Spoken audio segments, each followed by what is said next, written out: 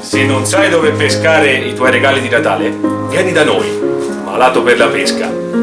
Canne feroci per persone feroci. Buone feste! Vi aspettiamo!